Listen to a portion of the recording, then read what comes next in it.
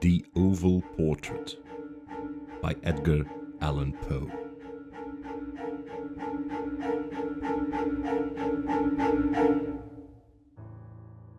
The chateau into which my valet had ventured to make forcible entrance, rather than permit me in my desperately wounded condition to pass a night in the open air, was one of those piles of commingled gloom and grandeur which have so long frowned among the Apennines, not less in fact than in the fancy of Mrs. Radcliffe. To all appearance, it had been temporarily and very lately abandoned. We established ourselves in one of the smallest and least sumptuously furnished apartments. It lay in a remote turret of the building. Its decorations were rich, yet tattered and antique. Its walls were hung with tapestry and bedecked with manifold and multiform armorial trophies, together with an unusually great number of very spirited modern paintings in frames of rich golden arabesque. In these paintings, which depended from the walls not only in their main surfaces, but in very many nooks which the bizarre architecture of the chateau rendered necessary, in these paintings my incipient delirium perhaps had caused me to take deep interest, so that I bade Pedro to close the heavy shutters of the room, since it was already night, to light the tongues of a tall candelabrum which stood by the head of my bed, and to throw open far and wide the fringed curtains of black velvet which enveloped the bed itself. I wished all this done that I might resign myself, if not to sleep, at least alternately, to contemplation of these pictures, and the perusal of a small volume which had been found upon the pillow, and which purported to criticize and describe them. Long I read, and devotedly I gazed. Rapidly and gloriously the hours flew by and the deep midnight came. The position of the candelabrum displeased me, and outreaching my hand with difficulty, rather than disturb my slumbering valet, I placed it so as to throw its rays more fully upon the book. But the action produced an effect altogether unanticipated. The rays of the numerous candles, for there were many, now fell within a niche of the room which had hitherto been thrown into a deep shade by one of the bedposts. I thus saw in vivid light a picture all unnoticed before. It was the portrait of a young girl just ripening into womanhood.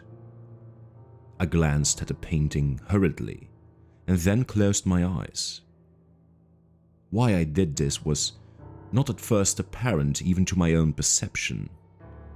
But while my lids remained thus shut, I ran over in my mind my reason for shutting them. It was an impulsive movement, to gain time for thought, to make sure that my vision had not deceived me, to calm and subdue my fancy for a more sober and more certain gaze. In a very few moments, I again looked fixedly at the painting. That I now saw aright, I could not and would not doubt, for the first flashing of the candles upon that canvas had seemed to dissipate the dreamy stupor which was stealing over my senses, and to startle me at once into waking life. The portrait, I have already said, was that of a young girl. It was a mere head and shoulders, done in what is technically termed a vignette manner, much in the style of the favorite heads of Sully. The arms, the bosom, and even the ends of the radiant hair melted imperceptibly into the vague yet deep shadow which formed the background of the whole. The frame was oval, richly gilded, and filigreed in moresque. As a thing of art, nothing could be more admirable than the painting itself. But it could have been neither the execution of the work nor the immortal beauty of the countenance which had so suddenly and so vehemently moved me. Least of all could it have been that my fancy, shaken from its half-slumber, had mistaken the head for that of a living person. I saw at once that the peculiarities of the design, of the vignetting, and of the frame must have instantly dispelled such idea, must have prevented even its momentary entertainment. Thinking earnestly upon these points, I remained for an hour perhaps, half sitting, half reclining, with my vision riveted upon the portrait.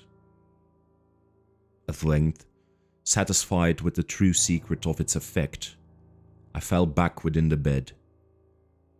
I had found the spell of the picture in an absolute lifelikeness of expression, which, at first startling, finally confounded, subdued, and appalled me.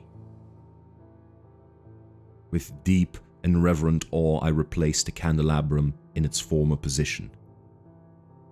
The cause of my deep agitation being thus shut from view, I sought eagerly the volume which discussed the paintings and their histories. Turning to the number which designated the oval portrait, I there read the vague and quaint words which follow. She was a maiden of rarest beauty, and not more lovely than full of glee. And evil was the hour when she saw, and loved, and wedded the painter. He, passionate, studious, austere, and having already a bride in his art. She, a maiden of rarest beauty, and not more lovely than full of glee. All light and smiles, and frolicsome as the young fawn, loving and cherishing all things, hating only the art which was her rival, dreading only the palette and brushes and other untoward instruments which deprived her of the countenance of her lover. It was thus a terrible thing for this lady to hear the painter speak of his desire to portray even his young bride. But she was humble and obedient, and sat meekly for many weeks in the dark, high turret chamber, where the light dripped upon the pale canvas only from overhead. But he, the painter, took glory in his work, which went on from hour to hour, and from day to day. And he was a passionate and wild and moody man, who became lost in reveries, so that he would not see that the light which fell so ghastly in that lone turret withered the health and the spirits of his bride, who pined visibly to all but him. Yet she smiled on and still on, uncomplainingly, because she saw that the painter, who had high renown, took a fervid and burning pleasure in his task, and wrought day and night to depict her who so loved him, yet who grew daily more dispirited and weak. And in sooth, some who beheld the portrait spoke of the resemblance in low words, as of a mighty marvel, and a proof not less of the power of the painter than of his deep love for her whom he depicted so surpassingly well. But at length, as the labor drew nearer to its conclusion, there were admitted none into the turret, for the painter had grown wild with the ardor of his work, and turned his eyes from canvas merely, even to regard the countenance of his wife. And he would not see that the tints which he spread upon the canvas were drawn from the cheeks of her who sate beside him. And when many weeks had passed, and but little remained to do, save one brush upon the mouth and one tint upon the eye, the spirit of the lady again flickered up as the flame within the socket of the lamp. And then the brush was given, and then the tint was placed.